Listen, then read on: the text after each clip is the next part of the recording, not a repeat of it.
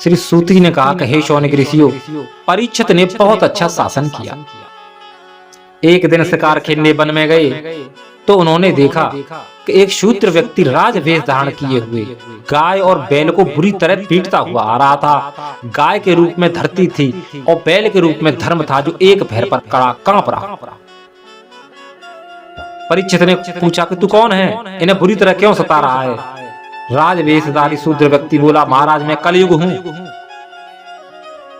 परीक्षित ने कहा, मेरे शासन में यह धर्म का कार्य नहीं हो सकता, और धनुष बाण लेकर उसे मारना चाहा।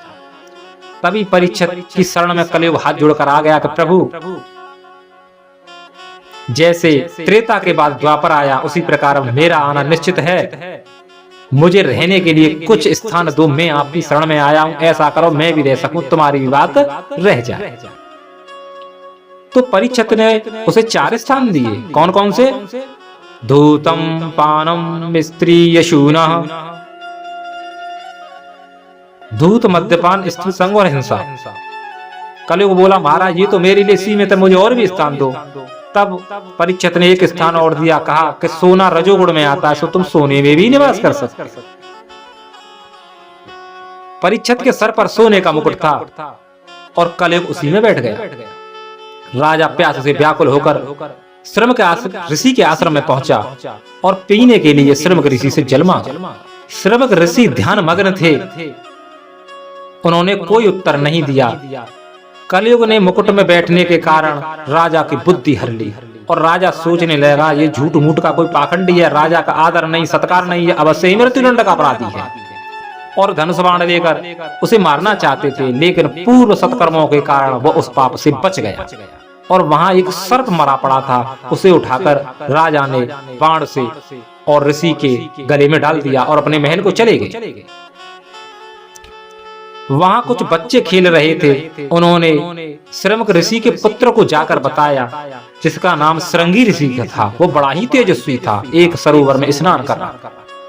बच्चों ने बताया कि राजा ने उसके पिता का घोर अपमान किया है, तो उसने अंजलि में जल लेकर श्राप दिया कि जिस घमंडी राजा ने मेरे पिता का जो अपमान किया है, आज से 7वें दिन तक्षक नाग के डसने से मृत्यु को प्राप्त हो जाए। और ऋषि की समाधि टूट गई और अपने पुत्र से पूछा कि तुम जानते हो वो राजा कौन है जिसे श्राप दिया है? तो श्रृंगी ऋषि ने कहा, पिताश्री मैं नहीं जानता।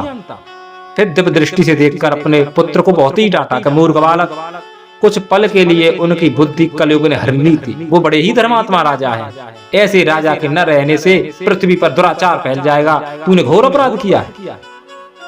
और उसी समय श्रमक ऋषि राजा परीक्षित को बताने गए और जैसे ही परीक्षित ने मुकुट उतारा, उसे सब याद आ गया और वो घबरा गया कि मैंने एक ऋषि का अपमान कर दिया जो कि आज तक किसी ने नहीं किया, अवश्य ही मैं मृत्युदंड का अपराधी। फिर ऋषि ने उन्हें समझाया जाकर कि तुम जिस स्त्री पुरुष के मोह में पड़े हो वो तुम्हारे साथ परलोक नहीं जाएंगे। आज से 7वें दिन तुम्हारी मृत्यु निश्चित है, इसलिए अपना परलोक सुधारो। फिर राजा ने सारा राजपाट त्याग कर मोह त्याग दिया और हरिद्वार, मुजफ्फरपुर, सुकताल, गंगा किनारे बट वृक्ष के नीचे जाकर बैठ गए। तो उनसे मिलने बड़े बड़े ऋषि मुनि आए कि आए मिलन सिद्ध मुनि ज्ञानी, धर्म धुरंधर त्रपतेश ज्ञानी, ध्रुव, वशिष्ठ, च्यवन इत्यादि बड़े बड़े ऋषि मिलने आए। तो समस्या सभी के सामने यह थी कि राजा को 7 दिन में मुक्ति कैसे दिलाएं। तभी क्या हुआ कि जापे कृपा राम की होई, बापे कृपा करे सब कोई। तभी व्यासनंदन श्री सुखदेव जी का आगमन हुआ, जिनकी 16 वर्ष की अवस्था। राजा ने चरणों में प्रणाम किया, उन्हें श्रेष्ठ आसन पर बिठाया और पूछा कि हे गुरुजी, जिसकी मृत्यु के केवल 7 दिन रह गए हों, उसे क्या करना चाहिए?